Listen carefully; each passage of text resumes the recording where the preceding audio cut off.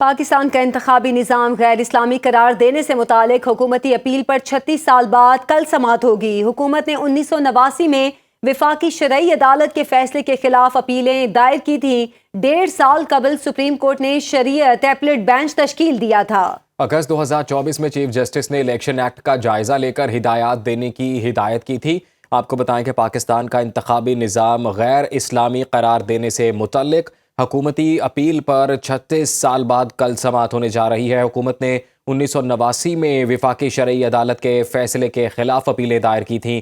1.5 سال قبل supreme court نے شریعت ایپلیٹ بینچ تشکیل دیا تھا۔ اگست 2024 میں چیف جسٹس نے الیکشن ایکٹ کا جائزہ لے کر ہدایات دینے کی ہدایت کی تھی۔ اسی سے متعلق بات کریں گے، بیورو چیف کامران خان ہمارے ساتھ موجود ہیں۔ جی کامران، بتائیے گا اس سے متعلق کتنا اہم معاملہ ہے یہ؟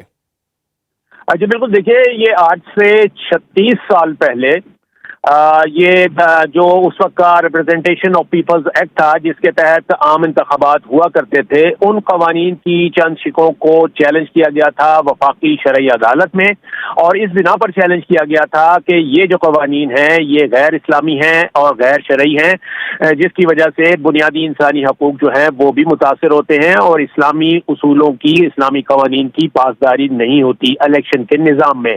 تو اس الیکشن نظام کو کالعدم قرار دینے کی بنیادی طور پر درخواست کی گئی تھی۔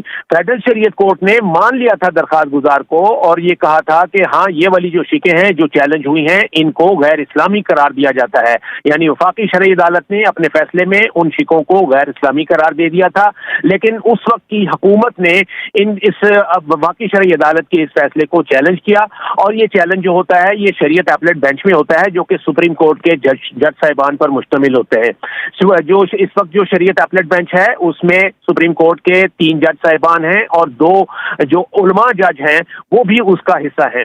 تو یہ اب اب 36 سال کے بعد اس حکومتی اپیل کی سماعت جو ہے وہ کل صبح ہوگی، اور اس میں پھر دیکھا جائے گا۔ اس کی وجہ یہ ہے کہ اب اتنا عرصہ گزرنے کے بعد جو ریپرزنٹیشن آف پیپلز ایکٹ ہے وہ ختم ہو چکا تھا، اس کی جگہ جو ہے الیکشن ایکٹ 2017 جو ہے وہ لاگو ہے اس وقت۔ تو اب کل جب یہ اہم کیس جو ہے یہ سامنے آئے گا تو اس وقت دیکھیں گے کہ اس پہ یہ عدالت جو ہے وہ اس کیس کو کیسے آگے بڑھائے گی۔ میں بتاتا چلوں کہ حبیب الوہاب الخیری مرحوم ایڈوکیٹ جو تھے، انہوں نے الجہاد ٹرسٹ کے فورم سے اس کو چیلنج کیا تھا اس وقت کے انتخابی نظام کو، اور جب ان کی جو پٹیشن تھی یہ پینڈنگ رہی ہے سپریم کورٹ کے شریعت ایپلیٹ بینچ کے سامنے، یہاں تک کہ ان وکیل صاحب کا انتقال بھی ہو گیا۔ ان کے انتقال کو بھی 10 سے 12 سال کا عرصہ جو ہے وہ گزر چکا ہے۔ تو اب 36 سال کے بعد یہ کیس جو ہے کل وفاقی شریعت ایپلیٹ بینچ ہے سپریم کورٹ کا، اس کے آگے لگے گا، اور جسٹس وحید جو ہیں وہ اس بینچ کی سربراہی کریں گے۔